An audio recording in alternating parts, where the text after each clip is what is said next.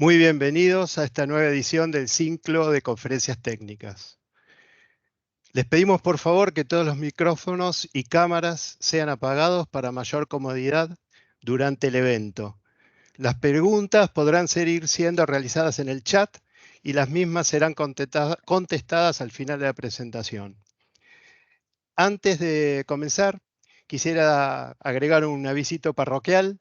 Desde esta comisión alentamos a quienes todavía no son socios de la SPE a que lo hagan y formen parte de una de las mayores redes técnicas a nivel nacional e internacional en las más diversas disciplinas de nuestra industria. También aprovecho para avisarles que el próximo 30 de julio a las 16 horas vamos a tener otra charla técnica, en este caso Toolkit for Making Better Decisions When Faced with Ethical Dilemmas, a cargo de Susan House, que es de Subsurface Consulting and Associates. En este caso, la presentación de hoy va a ser Cluster Design, Diversion Effectiveness and Results Monitoring Technologies. Es un placer para mí presentar al ingeniero Jorge Ponce. Jorge actualmente es asesor principal de completación y estimulación en JEP Consulting. Es ingeniero químico, posee un posgrado en gestión de proyectos, ambos en universidades de Argentina. Con más de 28 años de experiencia, trabajó en Wintershall, Apache, BP, Pan American Energy, Amoco y BJ Services en diferentes posiciones. Posee una sólida formación y experiencia en estimulación y terminación, y trabajando también en otras disciplinas que incluyen perforación, cementación, producción, pruebas de pozo. En su paso por BP en Estados Unidos, escribió el Manual de Terminación y Estimulación en Reservorios No Convencionales.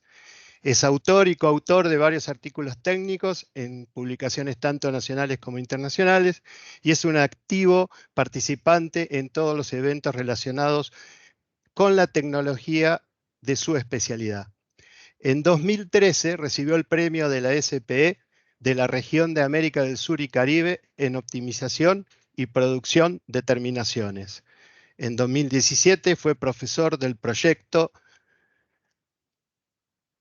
de integración de posgrado en reservorios no convencionales del ITBA. Al año siguiente, 2018, preparó un documento para divulgación titulado Las tecnologías que conquistaron reservorios no convencionales y recientemente desarrolló y distribuyó gratuitamente un diccionario de inglés-español enfocado en la industria del petróleo y el gas que se encuentra en proceso de actualización. Recientemente ha estado involucrado en diversos cursos de su especialidad, tanto en reservorios convencionales como no convencionales. Bueno, sin más preámbulo, los dejo con el presentador de esta importante charla. Jorge, podés compartir.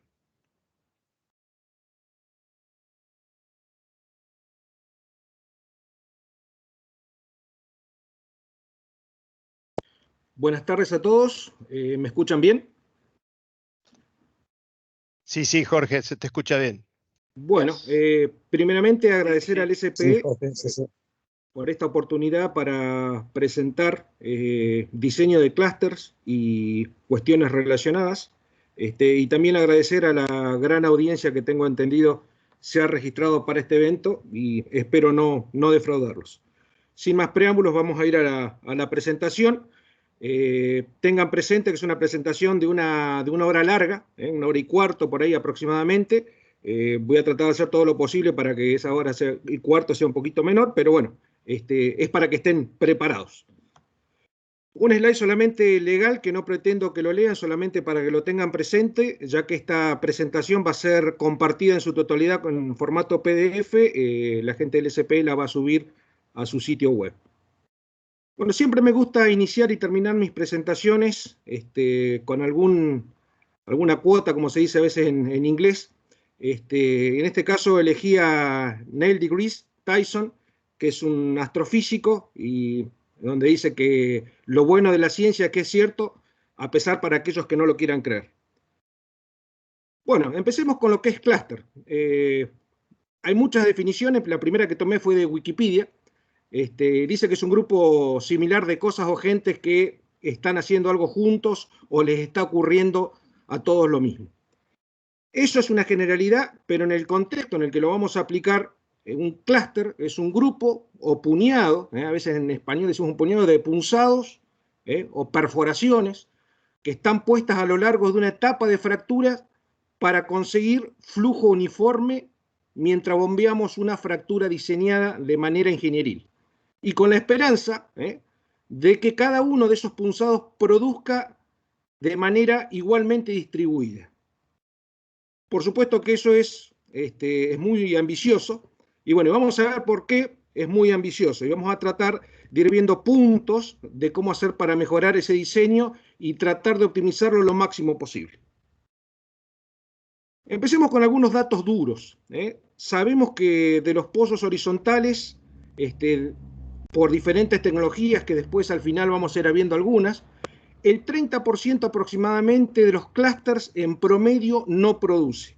Eso es un tercio del total de los clústeres que punzamos, con lo cual, si hacemos una asunción muy burda de que los que producen lo hacen más o menos distribuido, ya de entrada tenemos un 30% de producción, lo cual no es bueno para nada. Y otro datito que tenemos en el gráfico de la derecha es que a medida que aumentamos el número de clústeres, ustedes van a ver en el eje de la SEC y la cantidad de clústeres, cada vez hay más clústeres que son inefectivos. O sea que esto que en algún momento, cuando esto lleva un par de tiempo, estos gráficos, pero la tendencia se mantiene de manera similar, a pesar de que cuando uno va a casos puntuales, hay ciertas compañías que lo hacen mejor que otras. Entonces, por ahí alguno puede decir, nosotros tenemos mejor efectividad, sí puede ser, pero hay otras que son peores, con lo cual ese promedio se mantiene. Vamos a ir viendo por qué. ¿Por qué queremos optimizar los clústeres? Porque en definitiva ese es el punto aquí. Bueno, la primera porque queremos maximizar el contacto con el reservorio, queremos hacer más eficiente la recuperación de fluidos, queremos optimizar el espaciamiento entre pozos, queremos acelerar el desarrollo, no queremos empezar a hacer un pozo, probar, queremos acelerarlo, porque queremos la producción y la queremos monetizar, queremos reducir los costos, queremos evitar las interferencias entre fracturas, los famosos frac hits y algunos otros efectos, y queremos reducir todas aquellas cuestiones operacionales que en definitiva nos aumentan el tiempo de completación y por supuesto nos aumentan los costos. En resumen, si uno pone todo esto como un solo punto, lo que queremos hacer es tener un espaciamiento correcto y un diseño de clúster óptimos, y de esa manera vamos a maximizar la recuperación y mejorar la economía del pozo. Últimamente, ¿qué va a hacer eso? Va a aumentar el valor de la compañía. La técnica de hacer prueba y error, que por mucho tiempo se ha usado, es prohibitiva porque las inversiones de capital en los pozos horizontales son muy grandes, con lo cual no nos podemos dar el gusto de hacer ensayos, ya que son muy, muy caros. Entonces empecemos, ¿cuáles son los fundamentos? Los fundamentos técnicos. Bueno, hay dos puntos que son fundamentales. Una es que queremos contactar más área. Entonces, ¿qué hacemos para contactar más área? Fácil. Decimos, bueno, vamos a hacer fracturas más largas. Tenemos un problema. Las podemos crear, pero las fracturas no duran. Y no duran fundamentalmente porque la conductividad se degrada.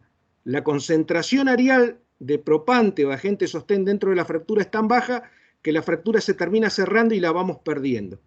Entonces, esa es una de las razones por la cual tratar de contactar área con fractura más larga no funciona muy bien. ¿Cuál es la otra? Lo que podemos hacer. Bueno, ponemos los clústeres más cerca, asumiendo que de cada clúster se origina una fractura. Entonces, si vemos este gráfico que tenemos acá, arriba a la derecha, vemos que en el eje de las X tenemos la movilidad del fluido y en el eje de las Y la depresión que yo puedo causar. En diferentes colores el distanciamiento entre clústeres. Violeta, 10 pies, esta está en pies, unidades inglesas, y el verde son 440 pies.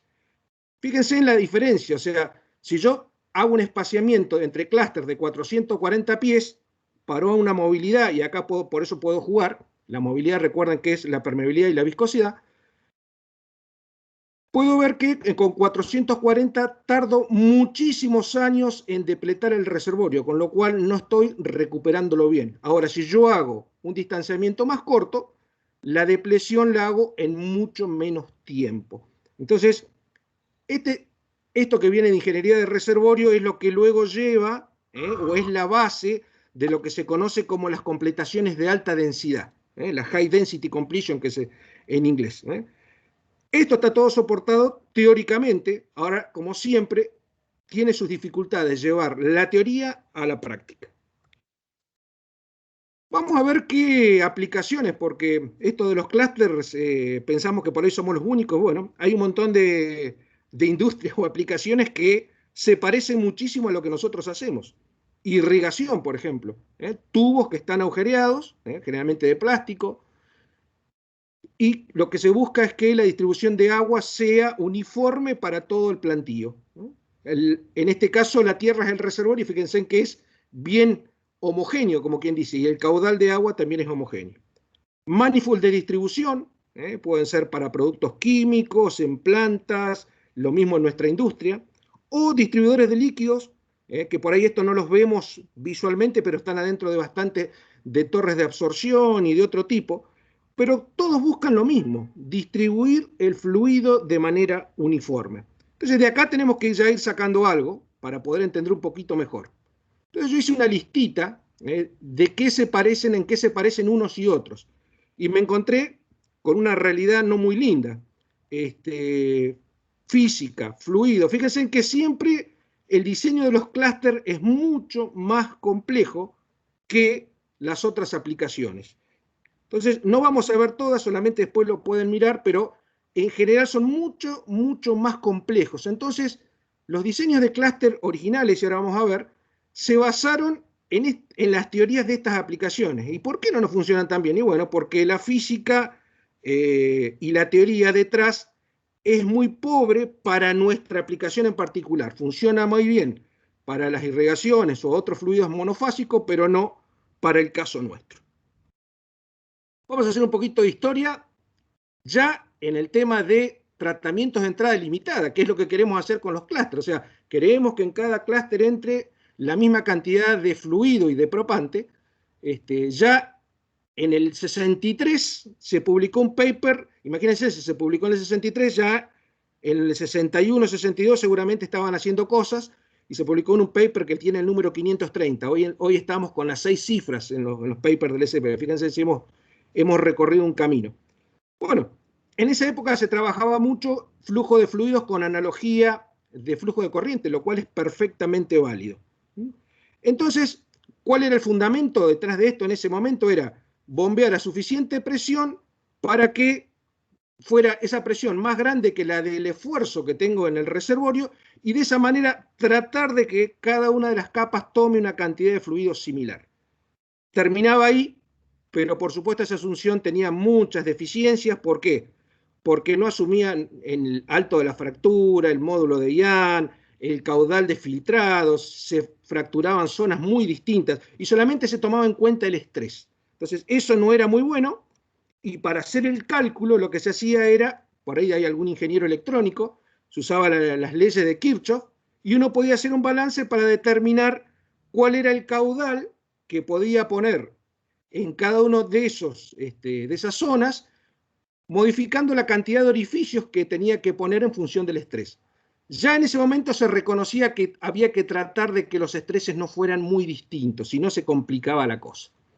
Bueno, fue avanzando el tiempo, y más adelante lo que se dijo, bueno, no alcanza con eso, hay que hacer algo más. Y bueno, aparece, cuando los clústeres se comienzan a poner unos muy cerca de otros, a interferencia, ya lo vamos a ver con más detalle, entonces se incluyó los modelos de fractura para tratar de solucionar el problema. Muchos simuladores de la industria usan esta aproximación para solucionar el tema de los clústeres, lo cual es, por supuesto, uno obtiene números o resultados, pero no son los más adecuados, y vamos a ir viendo por qué. Entonces, ¿en qué se basa la entrada limitada? Básicamente es la ecuación de flujo a través de un orificio. Yo la puse acá. Y cuando uno tiene un gas y uno pasa ese gas a través de un choke, cuando el caudal es lo suficientemente grande y supera la presión crítica, llega un momento que tiene flujo choqueado, que se llama en esplañón o restringido, en el cual el caudal es constante. Bueno, eso funciona para gas. Para líquidos uno tendría que bombear a caudales monstruosos porque es muy difícil llegar a caudal crítico, con lo cual para líquidos, que es el caso que nos toca, se complica un poco la cosa. Entonces, esta es una de las razones por la cual, a pesar de que uno hace uso abusivo de esta ecuación que es muy simple, los resultados no son los esperados. Algunos puntitos para tener en cuenta.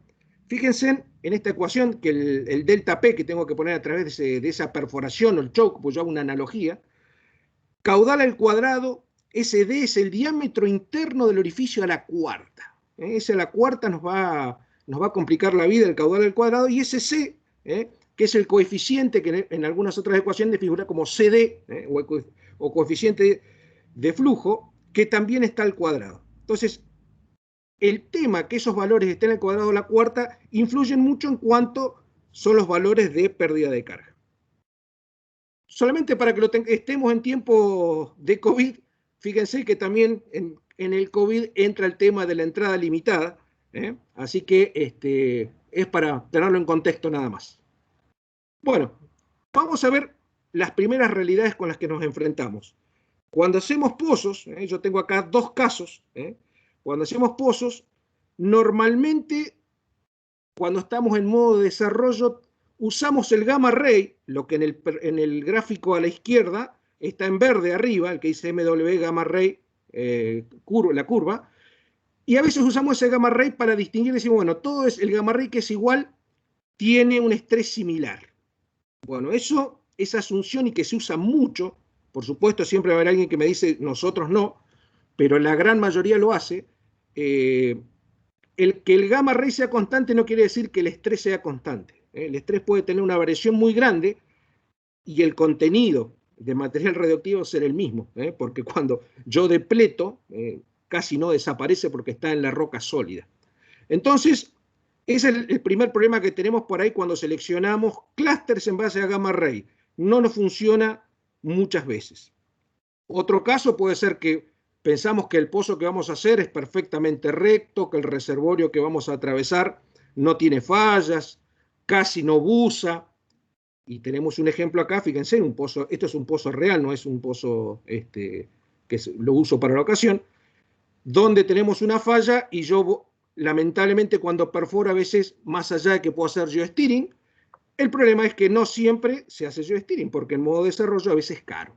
Con lo cual me encuentro con algunas realidades y en este caso tengo gamma ray, tengo una resistividad, un tiempo de tránsito y un neutrón y la recomendación es usar toda la información disponible para definir cuáles son los estreses. La resistividad, aunque parezca una herramienta sencilla, nos puede brindar información de dónde hay potenciales fisuras o mejores zonas donde tenemos separación, porque en reservorios no convencionales, por el tipo de roca que es de tan baja permeabilidad, si hay una diferencia entre ambas, es porque el fluido, de alguna manera, se ha metido en esa zona, ha invadido una pequeña área, porque la invasión acá es mínima. Entonces, uno por ahí podría llegar a pensar que en esa zona hay fisuras naturales. Por supuesto que esto ustedes lo tienen que validar con pozos en el mismo área, con imágenes y algún otro tipo de tecnologías. Pero el mensaje es, no usen el gamma ray solamente para definir dónde poner los clústeres. Bueno, aparecen las completaciones, lo que se llama engineer completions, que es donde yo pongo los clústeres en zonas donde en primera instancia los estreses son similares. Originalmente cuando esto empezó se ponían igualmente espaciados. Eso también era una pérdida de dinero. Pero actualmente se ha visto otra cosa. Y este pequeño plot que yo tengo acá, esto es de un pozo real, lo que dice NF son fracturas naturales y lo que dice RT es un trazador radioactivo. Y fíjense en que los clústeres son los puntitos negros. Bueno, lo que vieron en este operador que hizo todas estas pruebas, y este es uno de los ejemplos, es que vieron que donde había fisuras, más allá que por ahí no se punzaba donde estaban las fisuras, registraban trazador radioactivo. Entonces, llegaron a la conclusión, después de varias pruebas, que si ellos punzaban donde estaban las fisuras y y había varios clústeres dentro de la tapa. Aquellos clústeres que no estaban en zona de fisuras, a pesar de que a nivel estrés parecían estar en la misma zona, en zona similar, tomaban mucho más fluido y se creaban fracturas preponderantes o dominantes.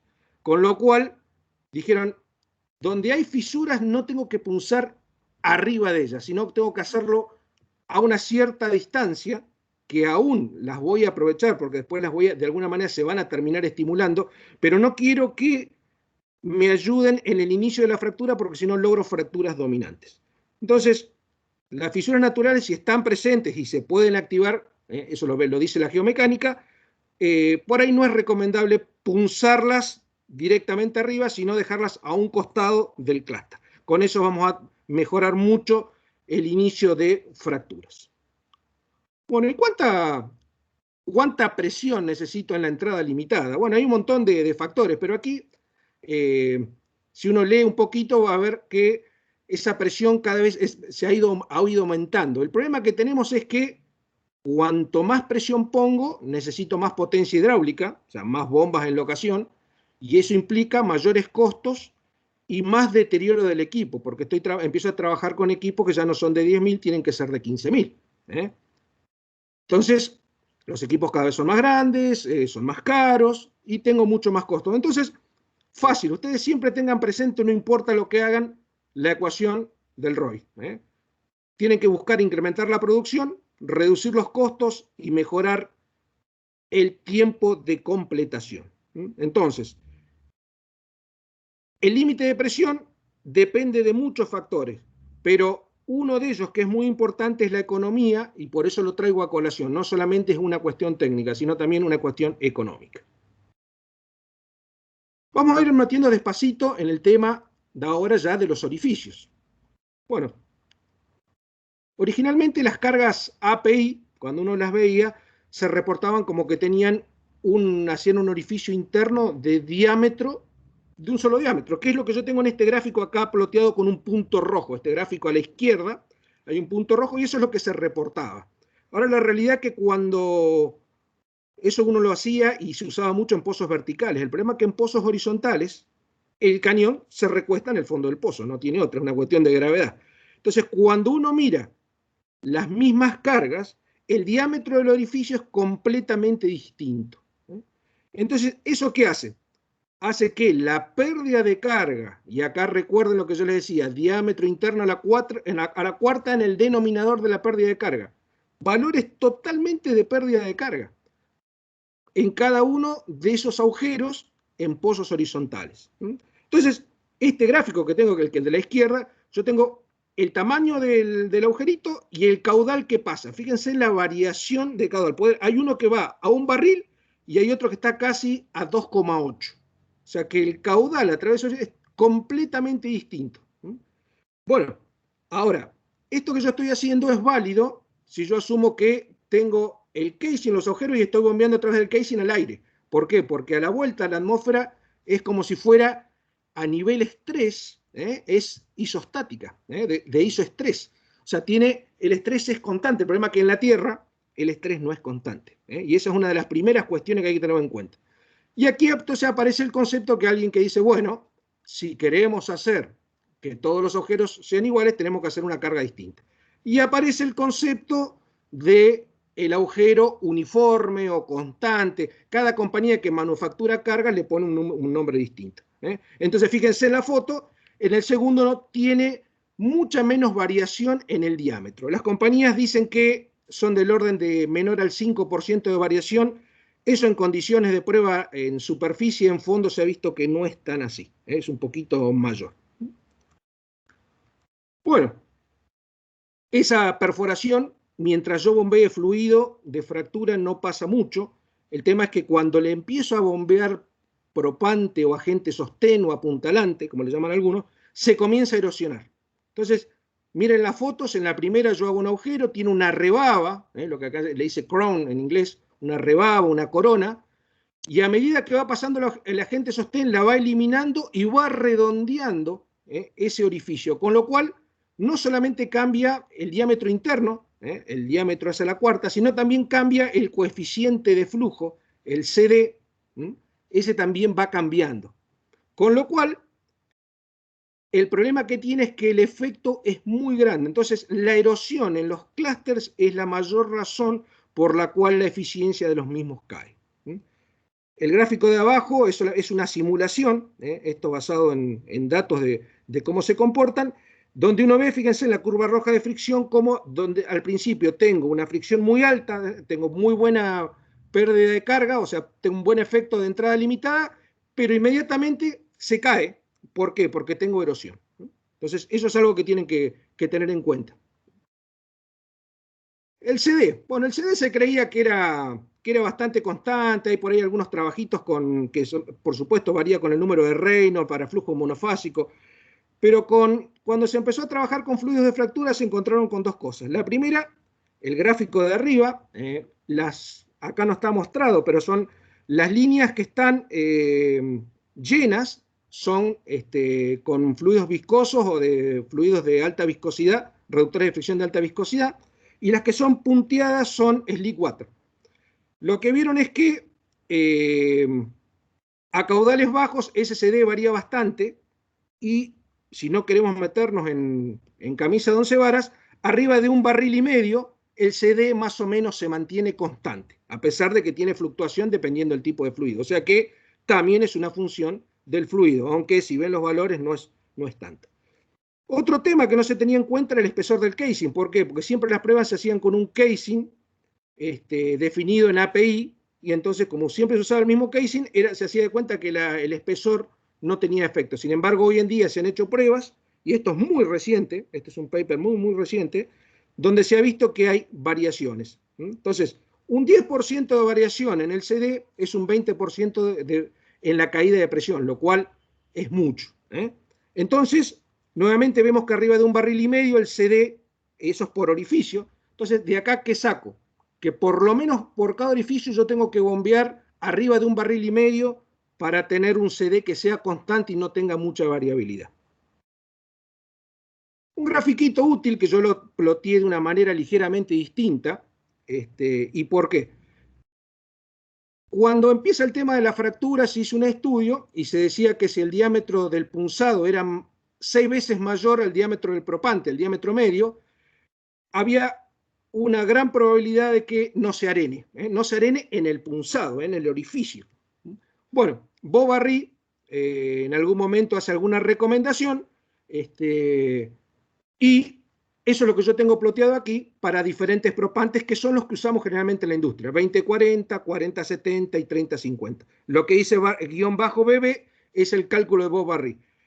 Ese valor cambia con la concentración. Cuando Bovary lo hizo, no existían las fracturas no convencionales, entonces era normal fracturar a 8 o 10 ppg. Entonces por eso él usa ese valor mayor, pero la ecuación es perfectamente válida. Pero nos da otra información útil, nos dice que a concentraciones menores, que es la que se usa en no convencionales, yo podría usar agente sostén de menor diámetro, y no tendría ningún problema, y por supuesto, podría reducir el diámetro de los orificios, o sea, el diámetro de los orificios de los punzados, lo cual me da mayor pérdida de carga, y eso es una de las cosas que yo quiero lograr. Quiero cada vez tener mayor pérdida de carga para tener esa famosa entrada limitada. No los quiero que sean muy chicos, porque si son demasiado chicos, puedo empezar después, por ejemplo, en pozos de gas, a acumular incrustaciones, por ahí algunos finos de formación se pueden formar y me tapan el mismo. Con lo cual, si bien yo puedo usar agujeros menores, no tienen que ser demasiado chicos. La industria ha reaccionado en este respecto, y todas las compañías, si ustedes ven cartillas actuales de carga, van a ver que han bajado mucho el diámetro de los punzados, de las cargas que tienen, justamente para satisfacer estos requerimientos de la industria. Bueno, ahora tenemos que romper, hemos punzado y tenemos que romper esos punzados.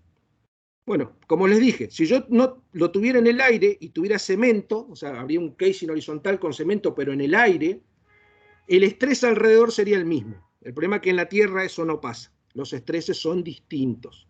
Entonces, si yo estoy en un régimen normal, y lamentablemente Vaca Muerta no es todo normal, tenemos gran parte de Vaca Muerta en régimen transcurrente, el inicio de la fractura, o sea, donde rompe el primero, no ocurre en el mismo lugar. Entonces, en un régimen normal ocurre arriba y abajo, y en un transcurrente ocurre en los costados, en los laterales, ¿no? Entonces, esas son las primeras que rompen.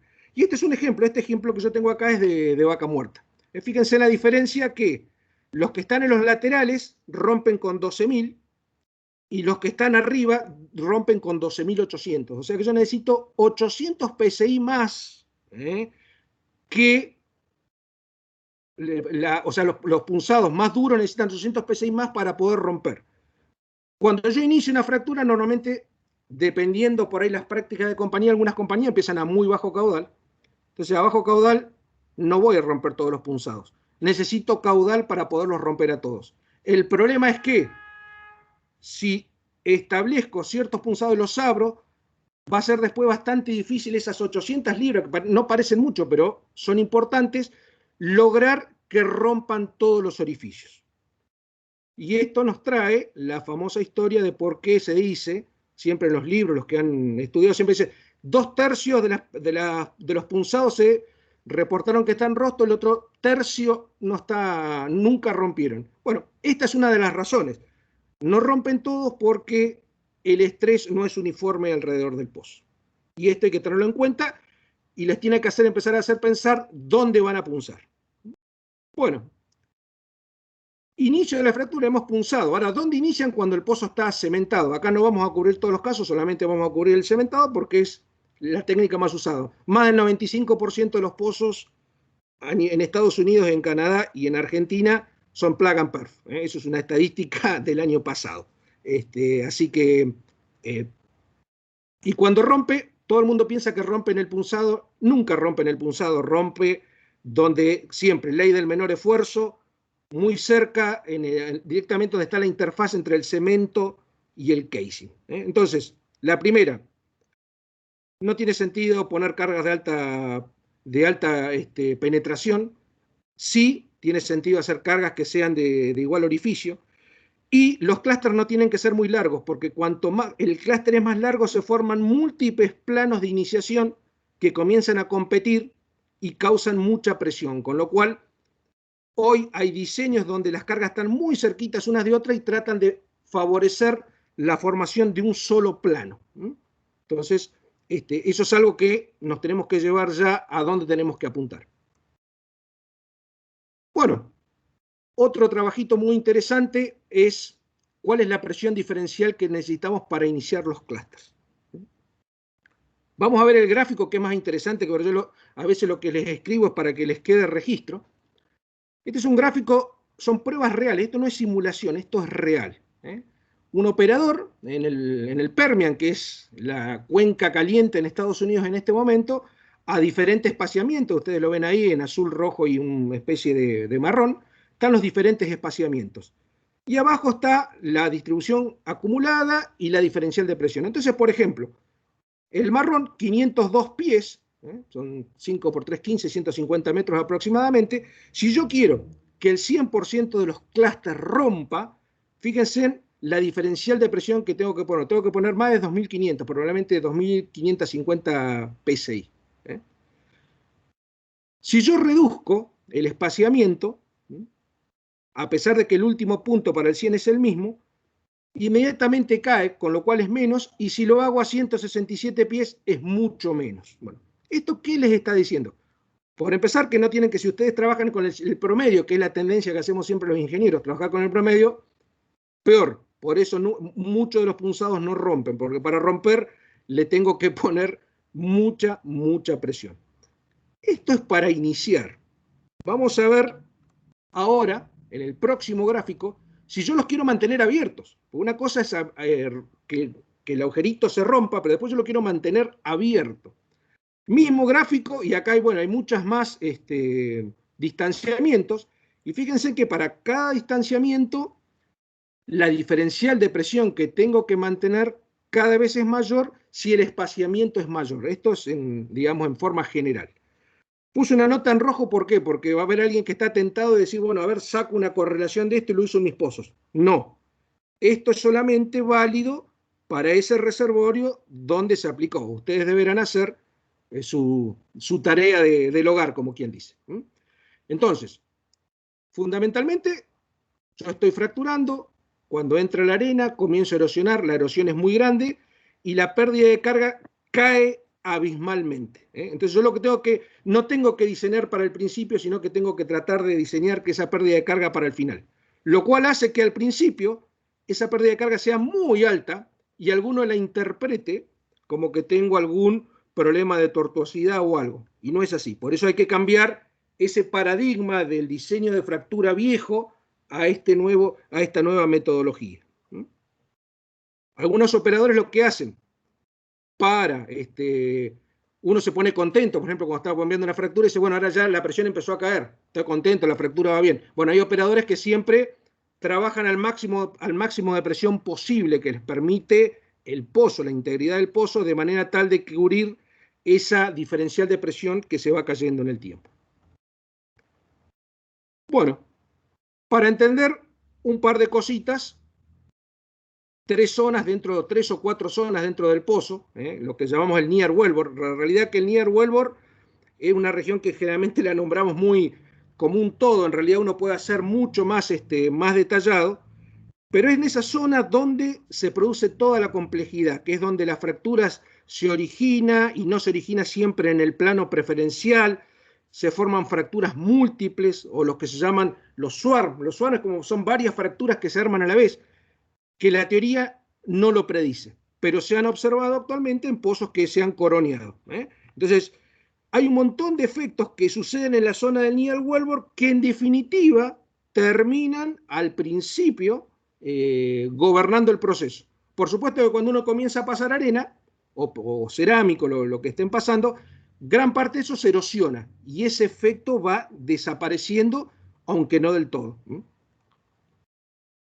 Bueno, ¿qué es lo que observamos? Normalmente en un pozo horizontal una tortuosidad de 500 libras es normal, pero también esa normalidad es 1.500 y 2.000 libras. Entonces, no nos tenemos que asustar. Si nunca fracturamos en no convencional, si vemos 1.500, 2.000 libras, decimos acá tenemos un problema, repunzada, hacemos un montón de cosas. La realidad es que en los pozos horizontales, el normal es esas 1.500 y 2.000 libras. Entonces, ¿va a caer? Sí, va a caer porque gran parte va a ser erosionado por el cemento.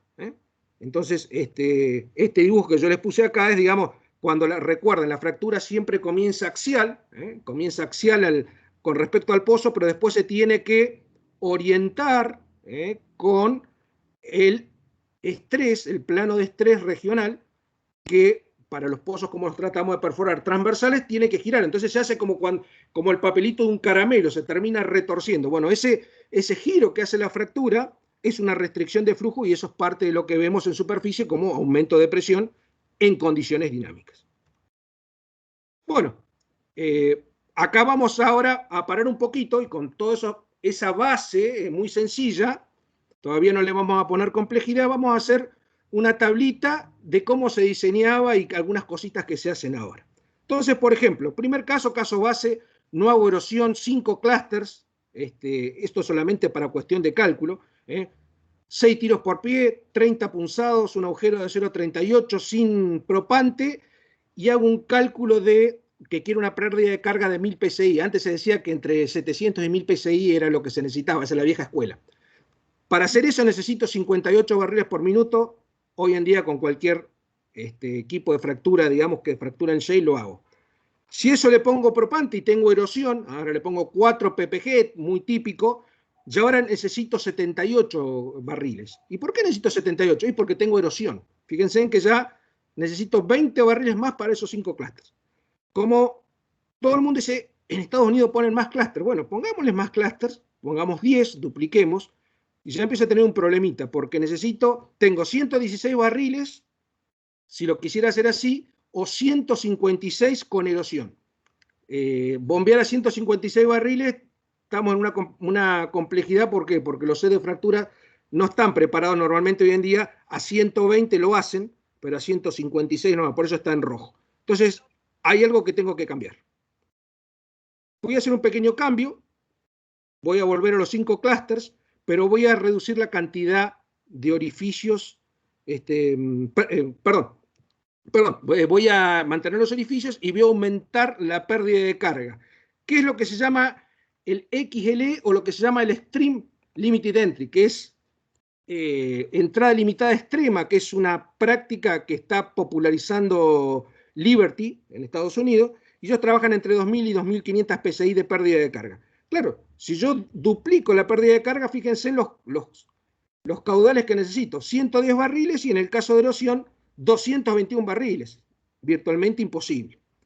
Entonces, ¿qué tengo que hacer? No me queda otra, tengo que empezar a bajar el número de punzados, el número de agujeros. No quiere decir que baje el número de clúster, bajo el número de agujeros. Entonces, fíjense que tengo acá ejemplos con 10, 15 y hasta uno con 20 clústeres, pero bajo el número de tiros por pie a 2 y a 1. Con lo cual bajo el número de punzados, pero también tengo un caso acá donde disminuí el tamaño del orificio. Los hago todas a 2000, pero fíjense en que son valores que puedo manejar. Entonces, el concepto de el extremo, de entrada limitada extrema, se basa en trabajar con muy poquitos agujeros, con mucha pérdida de carga y orificios de menor diámetro. Esto que les estoy diciendo lo vamos a ver ahora un poquito más de detalle, pero es para que vayan viendo la evolución en el tiempo, cómo se pasó de la vieja escuela a la escuela más moderna. Y cómo hacen para tratar de que con muchos clústeres todavía ser eficientes. Bueno, ¿qué se ha observado con la tecnología, el DAS, el DTS? Son el sensado de temperatura distribuido y el acústico distribuido. Imágenes con cámara y otras tecnologías se han observado que normalmente cuando yo fracturo,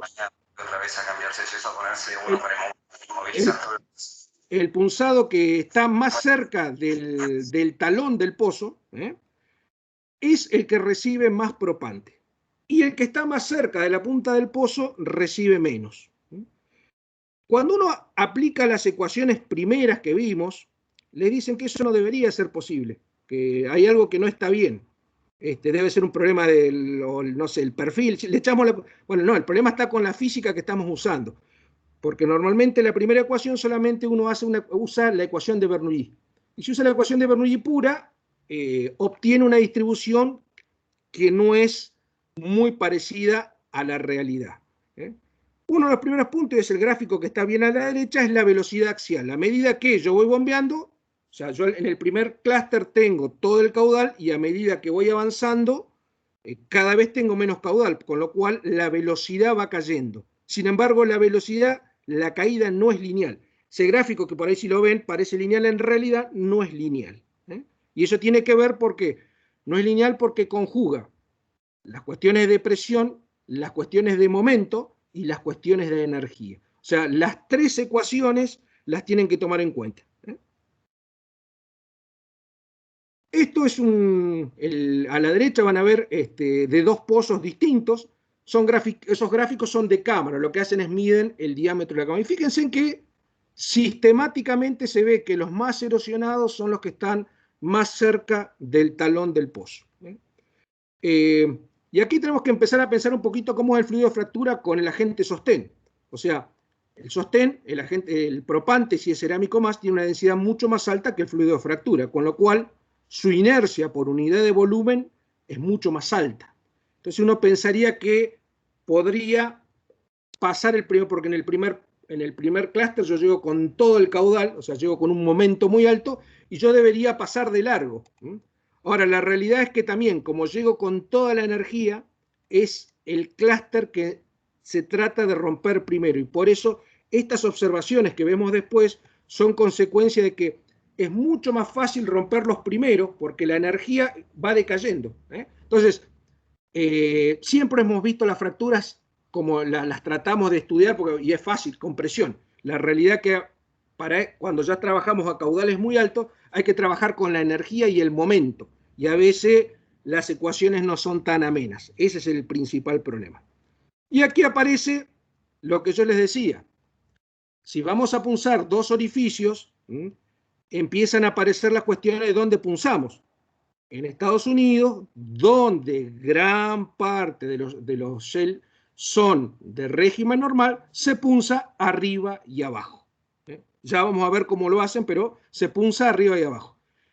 Vaca muerta, como les decía, una parte no es normal, con lo cual habría que, para punzar de manera preferencial, tenemos que ver en qué zona estamos. En Canadá, que tienen regímenes de geomecánicos parecidos a los de vaca muerta, no punzan de esa manera. Tienen muchas áreas, por ejemplo, todo lo que es el oeste es también strike slip, con lo cual no hacen este tipo de punzados. Por eso cuando lean, no hagan lo que dice punzar arriba y abajo, no, eso tiene una razón. Bueno, pequeño estudio que empezaron a estudiar arriba y abajo. Entonces, la primer columna, la vamos a ver así, bombearon un agujero arriba y después duplicaron el caudal. Entonces lo que está en medio anaranjado marrón es el volumen que ingresó y el azul es la concentración. Entonces yo lo que tengo que tratar es de lograr que el volumen que entre sea más o menos similar y la concentración también. Entonces, ¿pero por qué cambia la concentración? Bueno, porque lamentablemente la mezcla de fluido de fractura y propante no es homogénea. Entonces hay lo que se llama un deslizamiento interno que hace que las fases no vayan juntas. Entonces, si yo punzo arriba y aumento el caudal, la cosa mejora un poco a nivel concentración y algo a nivel volumen. Si punzo abajo, la gravedad me ayuda, la gravedad está apunta hacia abajo. Fíjense, mejora un poco el tema de la distribución de volumen, pero la concentración no funciona muy bien. Ahora si punzo arriba y abajo y aumento el caudal, tengo una distribución más o menos buena y una concentración similar. Entonces, de esto que saco en limpio, caudales altos, punzar arriba y abajo, me permiten tener una distribución bastante igualitaria de fluido y de propante en los clústeres. Fluido de fractura. No todos los fluidos de fractura son iguales, y ahora están de moda los High Viscosity Friction Reducers, o los reductores de fricción de alta viscosidad, y tiene una característica. Vamos a ver el gráfico Bueno, el shear rate está relacionado con el caudal al que yo estoy bombeando, y la otra es la viscosidad aparente. Estos fluidos no tienen una viscosidad única. Tiene una viscosidad que es como si a cada caudal tuvieran una viscosidad. Fíjense en que si yo paso los 10, 1 sobre segundo, ese shear rate, los dos fluidos se comportan iguales. O sea, quiere decir que a caudales altos se comportan iguales y la fricción en los tubulares es baja. Ahora, si yo me vengo hacia la izquierda, el fluido lineal se separa completamente de un reductor de fricción de alta viscosidad y la viscosidad aparente es mucho, mucho más baja, con lo cual la capacidad de transporte de un fluido lineal es mucho, mucho más baja. Entonces, si yo quiero ser capaz de llegar a los punzados que están más cerca de la punta del pozo, lo que tengo es preferible usar o reductores de fricción de alta viscosidad o fluidos crosslinkeados más que un fluido lineal, máxime cuando empiezo a aumentar el número de clústeres. Esto es algo muy interesante. Fíjense que esto es un trabajo que se hizo con CFD, y donde probaron poner orificios hacia arriba, y luego hicieron el análisis. ¿Qué se encontraron? Bueno, dos cosas. La primera, que uno cree que cuando uno bombea el caudal o la velocidad es la misma. No. Debido a que como estoy bombeando, fíjense en la zona roja es donde la velocidad es más alta, la zona azul es donde la velocidad es nula. Por eso les pongo ese grafiquito. Fíjense en qué causa que ese orificio se erosione. Y eso es lo que vemos, lo que ustedes ven ahí bien a la derecha es una foto sacada de un orificio erosionado. ¿Y alguien dice, ¿por qué se erosiona así? Bueno, se erosiona porque las velocidades no son constantes. Bueno, ¿esto a qué nos lleva? A que todos los cálculos que hacemos siempre de pérdida de carga asumimos que el orificio es esférico o circular, lo cual no es cierto y ahí tenemos otra incertidumbre en el cálculo. Lo que decía recién, esto se hace con una cámara que se baja en fondo y se han visto un par de cosas muy, muy interesantes que antes no se creían que pudieran suceder. En aquellas fracturas que son dominantes se ven, como en la foto que está en el medio, un semejante agujero, o sea, fíjense que no tiene nada de circular, uno pensaría que una gran erosión tendría que causar un orificio circular, nunca nada más lejos. Tenemos en la foto que está bien hacia la derecha un agujero que está limpio. ¿Y por qué? Porque la arena pasó por arriba y lo pulió, pero no creó una fractura. Entonces, el problema que tenemos es que la erosión no es un proceso lineal. Depende de muchísimos factores y nosotros muchas veces esos factores los tratamos de reducir, los metemos en una ecuación que después lo ponemos en un simulador que creemos que ese simulador es perfecto. Y ahí estamos cometiendo por ahí serios errores. Vamos acá, y esto es algo interesante. En este gráfico lo que tengo son los caudales por cada uno de los clústeres.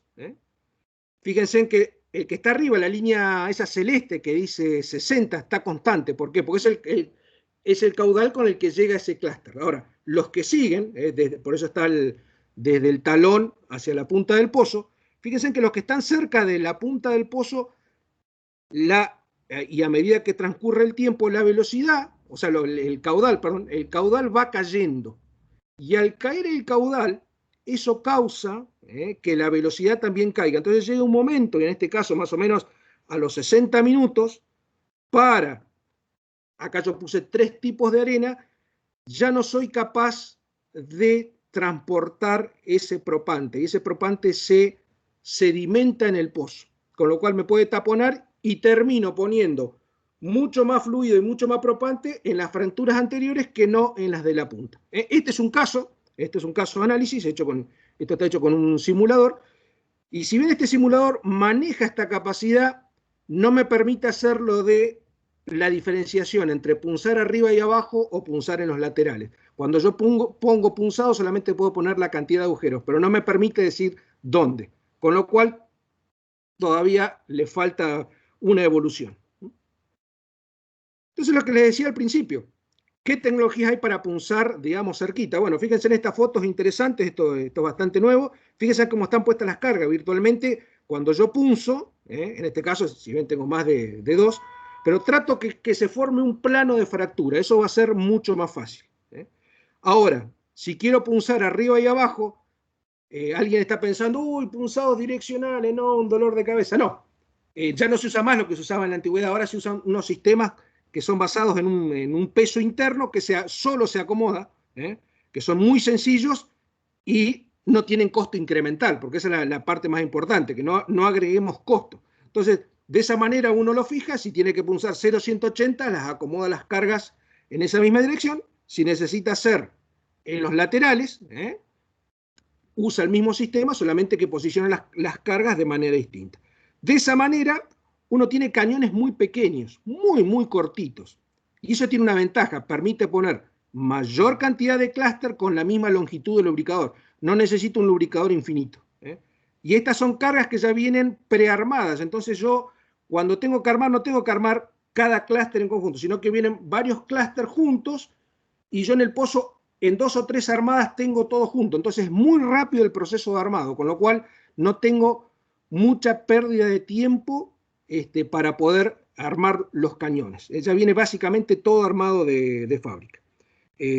Las compañías, como les dije, dicen que la variabilidad es menor al 5%, pero la realidad se ha visto que es del orden del 7-8%, por eso hoy se les está pidiendo que sea una variabilidad menor a 4%, y se sigue trabajando en los sistemas de orientación para tener todavía sistemas mucho más sencillos y mucho más baratos.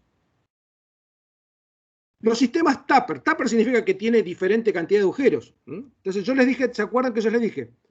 Como la pérdida de carga y tengo una cuestión de velocidad, si yo le pongo más agujeros a los que están cerca de la punta, voy a hacer que tomen más y podría balancear toda esa cuestión que tengo a lo largo del pozo. Y este es el concepto, y disculpas, voy a tomar un poquito de agua. Este es el concepto que por ahí habrán visto en algunas revistas o publicaciones, en algunos papers, de que se ponen más orificios en la punta del pozo que en la punta. Bueno, mejora, por supuesto que mejora, y acá tengo otra simulación, pero así todo, fíjense en que acá sí tengo uno, o sea, si ven el que está abajo, llega un momento que más o menos va, digamos, a los 50 minutos, ese clúster va a dejar de recibir, y hay otro que allá lejos, ya casi al final también. Pero mejoró bastante la distribución. Ergo, los diseños Tupper son una de las metodologías que se usan para cuando uno tiene gran cantidad de clústeres. Es una de las maneras que tiene de mejorar la distribución. Sin embargo, hasta ahora no hemos logrado distribución perfecta. Bueno, ¿qué está haciendo la industria? Y esto es un gráfico bastante reciente. El gráfico muestra espaciamiento entre clúster, los clústeres por etapa y los punzados por etapa. Y fíjense que la industria, bueno, y esto es sacado por supuesto de Estados Unidos, la industria por ahí va y viene porque va probando.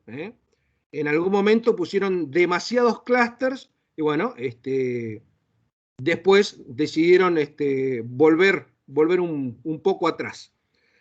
Y en cuanto a las pérdidas de presión que han visto que están dentro del rango, no voy a decir óptimo, sino lo que se está usando hoy, que todavía económicamente es factible, como les puse, los tratamientos de entrada limitada, los que se llaman los LED, eso, son entradas limitadas tradicionales, son la pérdida de carga 1000, 1500 PSI, y normalmente, regla de dedo, que uno lo lee, por ahí son 2 o 3 barriles por punzado. Bovary en algún momento decía 2, pero eso eran cuando eran pozos verticales. Actualmente, después dijo 2,5, el rango entre 2 y 3, dependiendo del pozo. Y la técnica introducida, que en realidad no es una técnica nueva, sino que es aumentar más la pérdida de carga hasta más o menos 2.500 libras, introducida por Liberty, implica que yo tengo que bombear a más de 3 barriles por cada uno de los punzados. A eso hay que agregarle diverters, que ya vamos a ver lo que son los diverters. Otro temita, como les dije, bombear con mayor pérdida de carga implica bombear a mayor caudal. Entonces, bueno, han aparecido nuevos diseños de blender, porque uno bomba puede sumar bomba, sería lo de menos. Han evolucionado mucho los diseños de bomba, cada vez mayor potencia. Los caudales por bomba no han variado mucho, pero uno puede sumar todas las bombas que quiera. El tema es el blender. Entonces, en una época había que poner dos blenders, los blenders a veces llegaban a 60 barriles, había que poner 2 blenders en paralelo. Bueno, hoy en día hay blenders de 120 y 150 barriles por minuto que trabajan perfectamente. ¿Salieron de dónde? De estos requerimientos. Bueno, teoría, pero por ello necesito saber cuál es la pérdida de carga real que tengo en los punzados. Entonces, el State Rate Down Test, que no es nuevo, sino que viene de antaño, se sigue usando, y en Estados Unidos ahora es muy común hacer unos cuantos a lo largo del pozo, para entender a ver si hay variaciones, principalmente cuando yo por ahí sé que he cambiado de formación. Yo acá puse 2 ecuaciones, una puse la vieja y la nueva, y fíjense que hay un coeficiente beta. Bueno, ese beta siempre se asumía que era 0,5, entonces yo hacía unos calculitos, que era este gráfico que está abajo a la derecha, y determinaba cuánto era tortuosidad y cuánto era de fricción. La realidad es que ese beta no es constante, es variable, y a medida que yo bombeo arena se erosiona, y beta pasa a ser de 0,5 a 1, con lo cual esos calculitos que hacíamos no estaban tan bien. Pero bueno, era lo que nos enseñaron, usábamos y nos andaba. Entonces, bueno, hoy en día eso se ha estudiado, y lo que se ha hecho, se ha modificado ligeramente la ecuación. El concepto es exactamente el mismo, y yo con eso lo que puedo determinar luego es cuánto de los punzados que tengo están abiertos. Las compañías lo saben hacer antes de fracturar y después de fracturar, con lo cual saben cuántos rompieron y después cuántos efectivamente fueron fracturados. Esto hay un paper muy reciente, los interesados lo pueden leer. Les hablé del estrés. ¿Qué pasa con el estrés? Gráficos de la derecha. Distancia entre clúster y esfuerzo o estreses. Cuando yo estoy muy cerca, y acá cuando yo estoy muy cerca, el estrés que estoy haciendo, porque estoy abriendo una fractura, hago de cuenta que le estoy comprimiendo a la fractura vecina para ambos lados. Entonces, las fracturas que están en los extremos, como no tiene ninguna fractura que esté afuera, son las que menos sufren. Las que sufren más son las que están adentro. Y esos valores son valores muy importantes, son valores muy, muy altos. Y una cosa es cuando estoy fracturando, porque la fractura tiene un ancho dinámico, pero después cuando cierra, la fractura no vuelve a cerrar sobre sí misma, sino que le quedó propante. Entonces queda con un estrés remanente. Ese estrés remanente se le debe sumar al estrés que tiene la roca, porque es como que estoy creando una roca artificial. Ahora, este estrés, recuerden, esto es un tensor, ¿no? Esto no es algo aditivo, no se suma directamente, esto es un tensor. Y lo que puede causar es que a nivel magnitud cambie la magnitud de los estreses, lo que lleve a un cambio local. Entonces la fractura por ahí, que en algún momento era vertical, se torna horizontal, lo cual es malo para fractura. ¿Por qué? Porque no produce.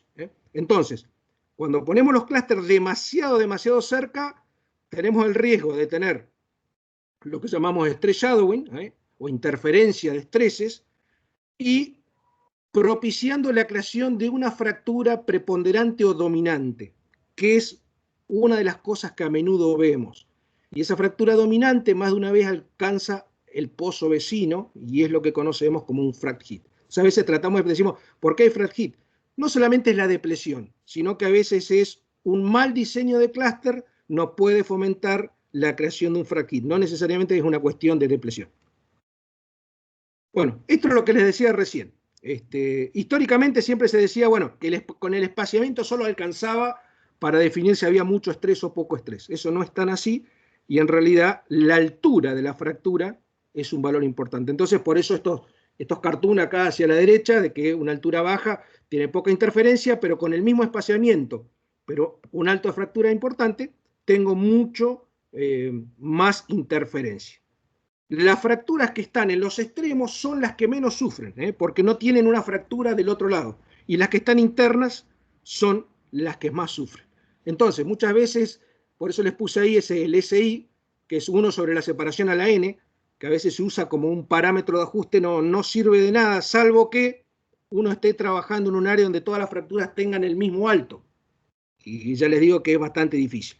Con lo cual, esa cuestión de solamente usar la separación como elemento para determinar de que no va a haber interferencia no funciona tan así.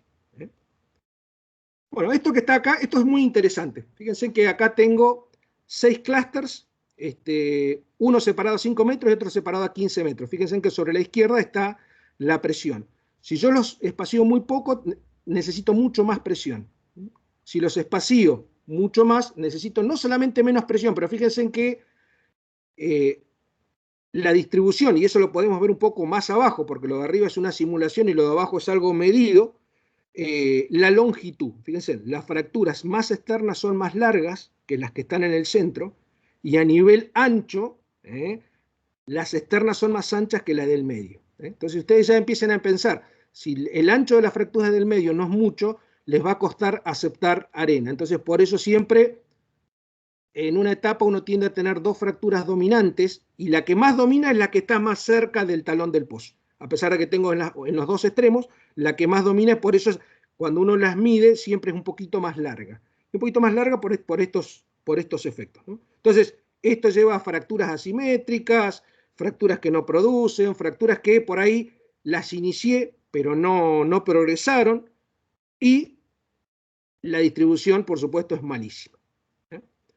Entonces, algunos indicadores de divergencia de la efectividad, que era la segunda parte del título, a nivel ejecución, ¿qué es la efectividad? Es el número actual de fracturas que bombeamos de manera satisfactoria. O sea, acá tiene que ver con si somos capaces operativamente de bombear la fractura. No nos importa hasta ahora cuál es el resultado a nivel producción. Eso es en la ejecución, pero es un indicador. A nivel producción es el número actual de clústeres que contribuyen la mayoría de la producción sobre los que fueron diseñados. Ahora, o ejecutados, porque por ahí, y esos son 2 indicadores que por ahí uno debe definirlos un poquito con mayor precisión, pero en base a la experiencia actual, si uno usa la tecnología de entrada limitada básica, la eficiencia es del 65%, la mejorada entre el 70 y el 80, y la extrema, esta la de Liberty, entre el 80 y el 95. Les estoy diciendo, no es del 100%, por muchos de los factores que ya hemos visto. Bueno, ¿qué otros indicadores tenemos? Clúster por etapa, espaciamiento, eficiencia, el espaciamiento equivalente, el costo incremental. Por ahí vemos en los reportes en las publicaciones que nos dicen arena por cada 1000 pies. No sirve de nada, porque no es un reservorio que produzca de manera matricial. Eso solamente porque es un dato disponible. Fíjense y díganme cuántos reportes dicen cuántos clústeres hay en cada pozo. Es uno justamente, el tema de los clústeres, como es el corazón del diseño, es mucho de lo que las compañías por ahí no publican. O si lo hacen de una manera tal que a veces sea difícil de entenderlo. Entonces, hay muchos indicadores que se publican porque son indicadores que están fácilmente disponibles, pero no son los más útiles. Otro ejemplo, uno en Midland, en el WorldCam. Esto es muy reciente, fíjense, 61% de los clústeres solamente fueron abiertos. Y en el otro caso, 65%. Entonces, 60, 65, 70% máximo es lo que se logra de eficiencia con las tecnologías tradicionales. Cada uno, por supuesto, pues tiene que ver lo que está haciendo. Y cuando hace cambios, la recomendación es no hagan todos los cambios de una vez, porque si no, no van a saber lo que funciona y no lo que no funciona. Esto es algo que algunas personas dicen, bueno, muy bonito, pero hasta ahora siempre usted bombeó, la fractura, rompieron los punzados y bombea la fractura. ¿Qué pasa cuando no rompe? Bueno, algunas zonas son difíciles. Entonces, los state rate down test, si se puede bombear algo, son útiles, pero, si no, yo acá a la derecha les puse un par de cuestiones que pueden ser. Si la fricción de punzada es muy alta, normalmente bombear ácido, tirar bolillas para tapar los punzados que más toman y repunzar. Esas son las 3 técnicas más habituales. Si la cuestión es tortuosidad, slacks con baja concentración de propante, iniciar con fluidos de alta viscosidad, a veces esto también cuando uno tiene tortuosidad, pero también hay fisuras, o incrementar el caudal. Y cuando nada trabaja, no hay que cerrarse y no gaste el tiempo y el dinero. O sea, uno tiene que saber cuándo parar y tiene que repensar la estrategia de punzado para el próximo pozo. A veces es preferible perder una etapa y no gastar un montón de tiempo y dinero en una etapa que después probablemente ni siquiera produzca. Entonces, uno tiene que saber, eso lo tiene que tener en el plan de contingencia. Saber cuándo parar es muy importante. ¿Qué otros problemas hay que a veces los pasamos de alto y son la causa fundamental? Bueno, actualmente se ha visto que en los pozos horizontales, en el 50% de los pozos, 50% de los pozos, el tratamiento se pierde y se va a la etapa anterior. ¿Por qué? Fundamentalmente porque no es que el tapón pierda directamente porque el tapón es malo, sino que debido a erosión, cuando uno está bombeando, se comienza a erosionar la zona y comienza a perder. Entonces, en el 50% se ha visto, en un análisis que se hizo en varios plays, de que los tapones pierden. Eso lleva a que hay que repensar los diseños de tapones. El cemento no es tan bueno como pensamos porque cementar un pozo horizontal no es tan fácil. Y eso ha llevado a que la erosión que se produce en la zona se produce como una especie de remolino, como si alguien lo quiere pensar así, cerca del tapón, eso lleva a que también que el casing se dañe, y por ahí hasta se pueda cortar. Esto es común, y por ahí se ha reportado que quizás hasta gran parte de los pozos lo tiene. Lo que pasa que en los papers a nadie le gusta publicar las cosas malas o a veces las fallas. Siempre nos gusta publicar los éxitos. Entonces, por ahí uno cuando busca no hay mucha información, pero cuando habla con los operadores face to face, como quien dice, casi todo el mundo dice, sí, yo tengo ese problema. Entonces, estos problemas no se le olviden nunca porque por ahí van a intentar hacer ciertos análisis que no les dan, pero si no los toman en cuenta, nunca van a encontrar la verdadera causa. Estos gráficos de efectividad, fíjense que son interesantes porque son del cemento, y para mí y estos son dos casos completamente distintos. El de arriba a la derecha, 58% de eficiencia en el cemento. O sea, hay un montón de, digamos, de clúster que no funcionan. Segundo caso, 55. Y a medida que yo corto el espaciamiento entre clústeres, fíjense en 15, 25 y 35, el espaciamiento entre clústeres, cuanto más lo achico, más posibilidad tengo de comunicar. Entonces, hay que repensar las formulaciones de cemento. El cemento no tiene que ser rígido, tiene que ser bastante flexible, de manera tal de que se aguante los punzaditos, a pesar de que son muy pocos, y también se aguante las cargas al que sometemos el casing cuando estamos fracturando. Son cargas no solamente de presión, sino que recuerden de temperatura. La temperatura es muy, muy baja, en definitiva. No es que estamos bajo cero, sino que el fluido de fractura, cuando llega al fondo, se calienta 10 o 20 grados más de lo que estaba en superficie, no más que eso. Con lo cual la carga térmica es importante. Los divergentes que yo le dije, ¿qué son los divergentes? Fácil.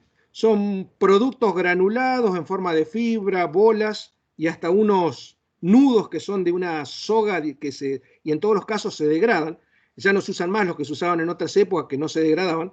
Y la idea es que uno en el tratamiento, uno sabe que hay un montón de punzados que están tomando y por ahí puede que se esté formando alguna fractura preponderante o dominante. Tiro estos divergentes, obturo total o parcialmente esos punzados y obligo a que otros punzados rompan y creo más fracturas. Esta es una manera de aumentar la eficiencia. ¿Cuántos ciclos tengo que hacer por etapa? Bueno, es algo que tienen que probar, se pueden hacer 2, 3, 4, uno ve, por ahí se hacen demasiados. Entonces, pero dependiendo del número de etapas, lo normal hoy que se ve en la industria son entre 2, máximo 5. Capítulo aparte, el del nudo, y por eso lo voy a, después lo voy a ver en el siguiente. El del nudo vamos a ver algo que tiene una aplicación en particular. Entonces, fíjense en que toda esta divergencia que yo les dije recién, ¿cómo la puedo evaluar? Lamentablemente hay pocas tecnologías que permitan evaluar lo que sucede a nivel clúster. Entonces, la fibra óptica es una de ellas. Es una tecnología excelente, el problema es que es relativamente costosa, por ahí complicada de bajar y fácil de dañar. Lo bueno es que si yo la corto, desde donde la corté para arriba sigue funcionando. Esa es una cosa buena, pero muy a menudo cuando uno punza, las corta. Entonces fíjense en que esto va de izquierda a derecha, lo que está amarillo es lo que digamos es la energía que está viendo y está registrando, y uno puede ver en cada clúster cómo funciona. Y fíjense en que en este caso, cuando yo estoy viendo, hay un clúster que algo hizo al principio, después no ven nada, y a medida en el medio, yo bombeé ese divergente, y fíjense en que los clústeres de arriba toman más que los de abajo. Los de abajo fueron completamente bloqueados. Si uno se va hacia la izquierda antes de la diversión, hay un clúster que se ve amarillo-rojo, había mucha energía, quería decir que ese era el dominante en ese momento. Cuando le tiré la divergencia, lo obturé y obligué a los demás arriba a que estén. Como estos divergentes se degradan después con el tiempo, en teoría todos van a producir. Esa degradación generalmente es por temperatura, con lo cual en un tiempo, quizás cuando termine de fracturar todo el pozo y haga las maniobras, dependiendo de si bajo tubing o no, ya están completamente degradados y no afectan al pozo. Lo que les decía de este nudo mágico. Este nudo mágico también es de material degradable, de diferente diámetro.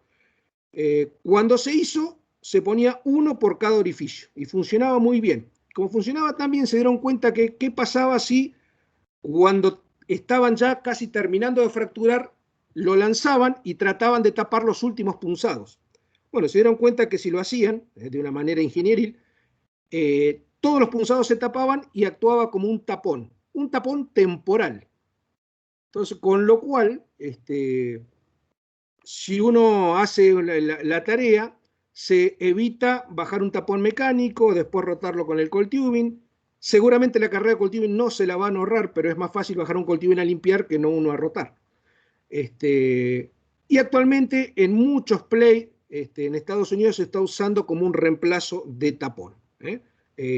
No es cuestión de tirarlos, hay que hacer la ingeniería, pero funcionan muy, muy bien y aguantan una presión diferencial bastante importante. Bueno, vamos ahora a las tecnologías, tercera parte de la presentación, y espero no estarlos aburriendo. Las más usadas actualmente son los trazadores químicos, los radioactivos, la fibra óptica y la cámara.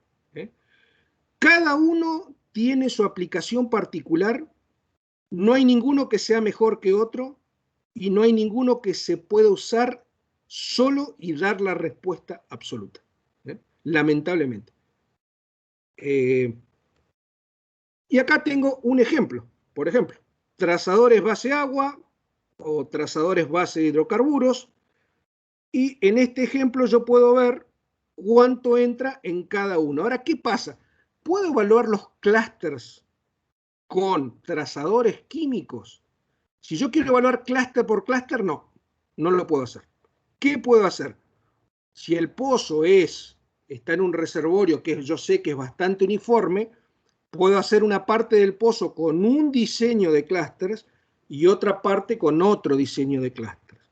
Entonces, cuando comparo, puedo decir qué metodología funcionó mejor. Ahí sí podría decir, estos clústeres funcionan mejor que estos. Ahora, si dentro de esa etapa hay algunos clústeres que producen más o menos, no lo puedo saber. Eso con un trazador químico no lo puedo hacer. Siempre lo necesito integrar con otra tecnología.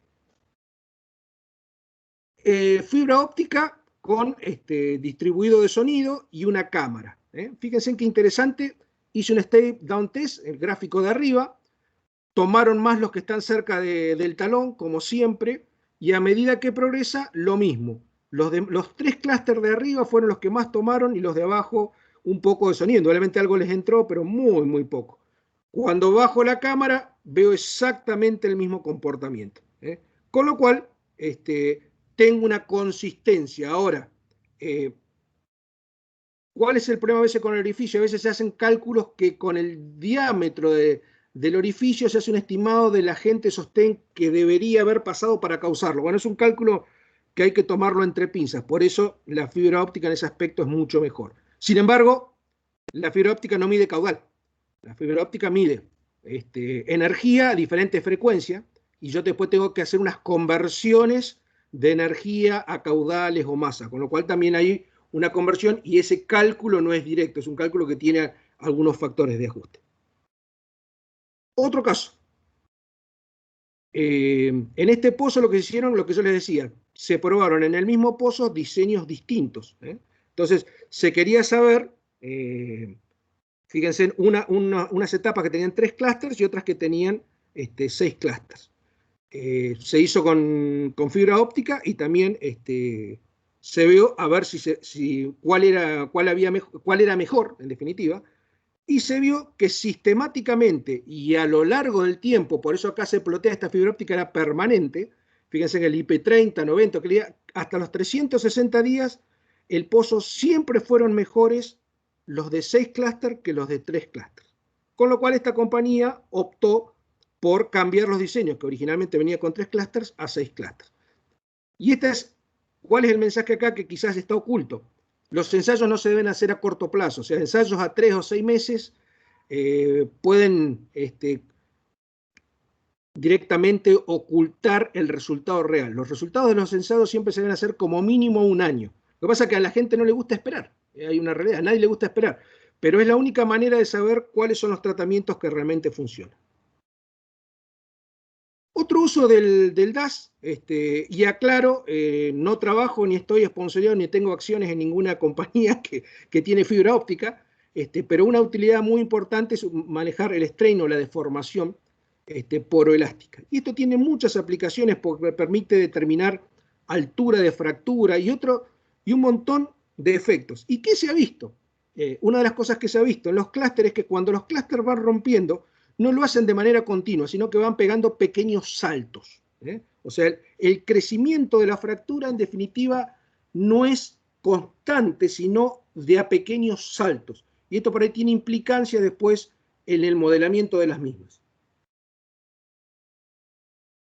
Y con eso quería terminar, y les dejo la última cuota, Los más jóvenes, no sé si lo conocen a Red Adder, fue uno de es un bombero que apagaba pozos.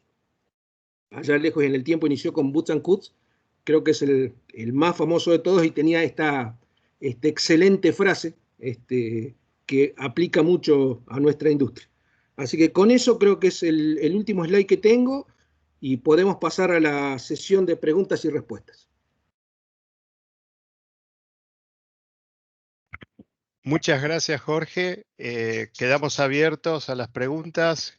Juan Pablo, podés comenzar a ya ir diciendo algunas de las que fueron colocadas en el chat. Y por favor, coloquen las preguntas o utilicen el micrófono para preguntar libremente. Perfecto, bueno, muchas gracias, Jorge, excelente la presentación. Y bueno, acá una de las preguntas de Néstor Ruiz, Eduardo, dice, si se orientan los punzados, ¿se mejora y se puede evitar el efecto papel de caramelo que vos habías mencionado? No. El orientar los punzados lo que hace es reducir la presión de ruptura con la que inicia el punzado. Ahora, el giro sí o sí, recordemos que como la fractura inicia axial, no importa, por ejemplo, si inicia vertical, va a ser vertical, pero después tiene que girar para ponerse transversal al pozo. Y si inicia en los laterales, axial al casing, después tiene que girar para ponerse vertical y alinearse con el esfuerzo regional. Con lo cual, el efecto ese del papel de caramelo, como yo le llamo, para tratar de explicarlo más fácil, no lo elimino. Lo único que hago es reduzco la presión de ruptura y facilito la ruptura de los punzados. Perfecto, gracias, Jorge. Hay un par de preguntas de José Gil. Una es en la lámina 40. Pregunta la unidad del frac width. Pregunta en qué unidad está. Si es en milímetros. No, esto que está acá, esto que acá dice, fíjense, en realidad está en milímetros. No sé si por ahí quizás no lo ven bien. Cuando en la presentación que aprovecho y les digo que la presentación la voy a compartir completamente, el ancho de eso es en milímetros. Perfecto, gracias, Jorge. Y en slide 43 pregunta si el frac efficiency del 65% es medido con PLT o con tracers o con qué, Bueno, con qué mecanismo. en este caso en particular, cuando hicieron mediciones, la mayoría de los casos son o con trazadores o con cámara de fondo. Y ese es en el caso a la derecha, el de 65. Y en el de la izquierda, que dice 61, en ese se hicieron, fíjense, en cada una de las etapas se hizo un state rate down test. Porque era un pozo estudio y por eso se quería saber realmente cuántos punzados rompían o quedaban inutilizados y querían ver si eso tenía que ver con el reservorio, con las cargas. Entonces hicieron en cada etapa, este es un pozo estudio, en cada etapa sí qué había pasado. Bueno, y sistemáticamente vieron, y fíjense que no es constante, pero cuando se saca la cuenta, da que solamente el 61% de eficiencia. Perfecto. Otra pregunta que nos hacen es, con base a la experiencia de Estados Unidos, ¿pensás que el número de clusters va a seguir creciendo? ¿Cuáles serían los riesgos? Yo creo que ya en Estados Unidos han ido y ya están volviendo. Han llegado a poner entre 25 y 30 clusters y seguramente alguno que no ha publicado por ahí ha hecho una prueba. Sin embargo, se dieron cuenta que tienen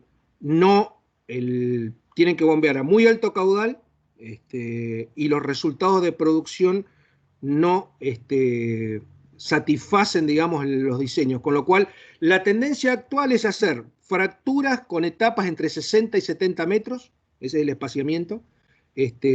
Los clústeres han llegado a ponerlos a 10 pies, a 10 pies teóricos y reportados 7 pies, pero reconocen que es demasiado cerca. Entonces normalmente los están poniendo 15 pies, es una distancia.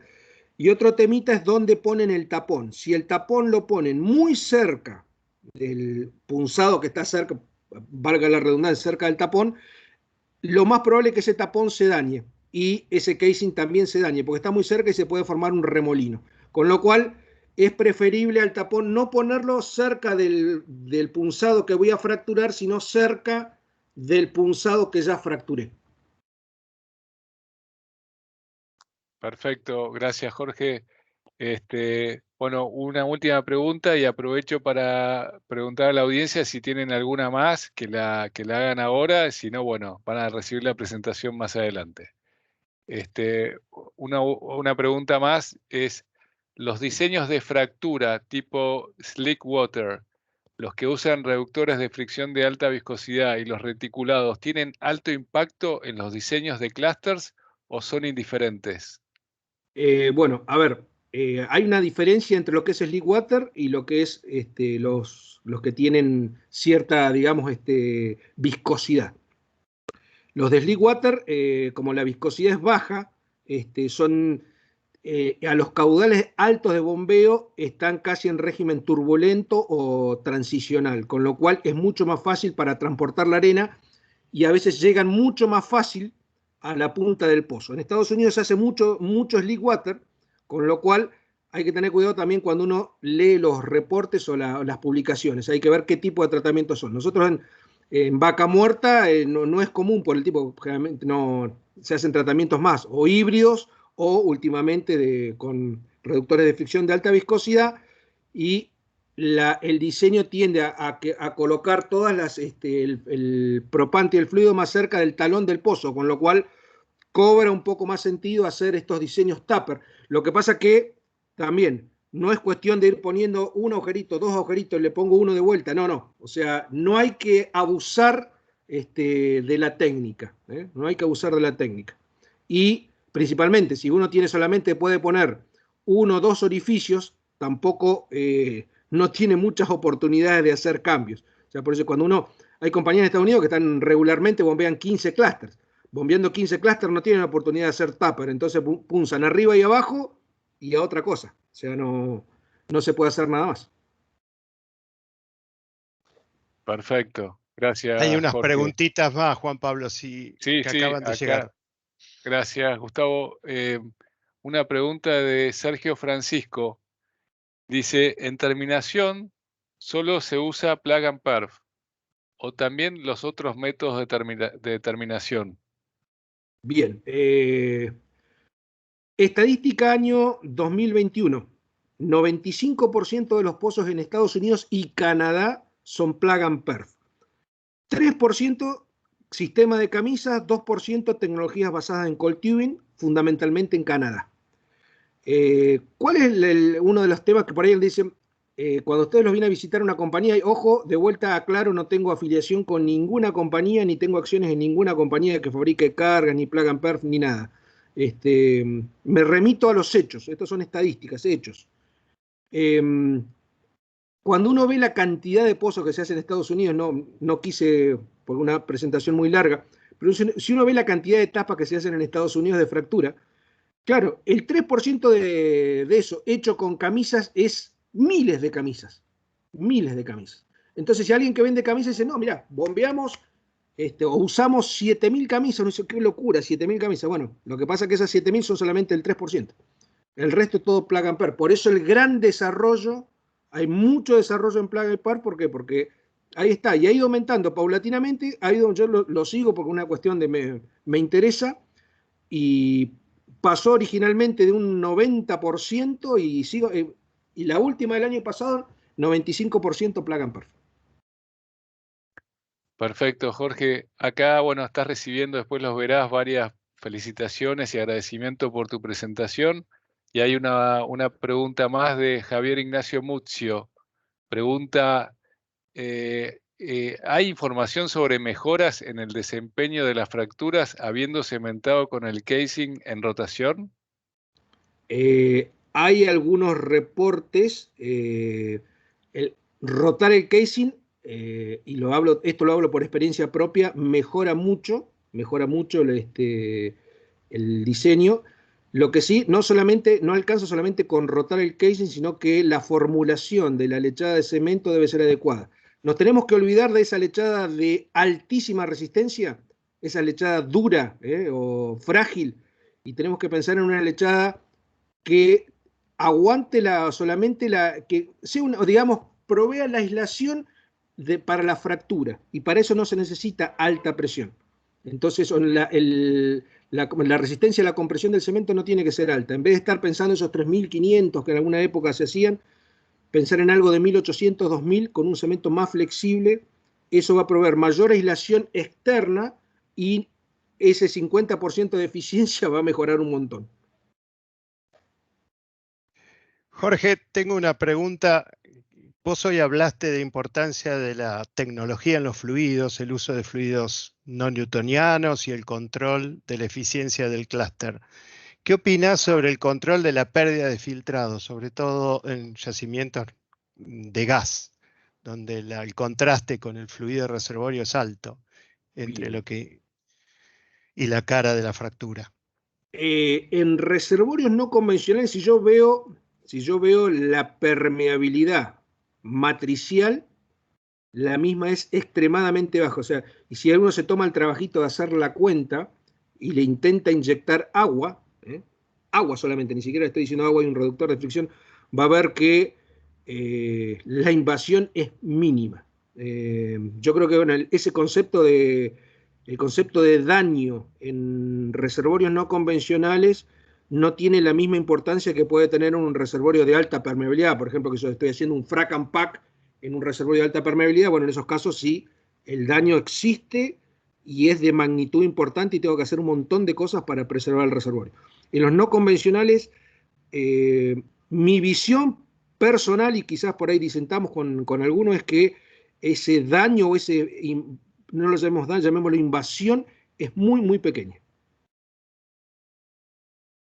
Perfecto. Gracias, Jorge. Dos preguntitas más aparecen y ya con esto vamos a ir cerrando. Me parece que ya nos excedimos un poco de tiempo.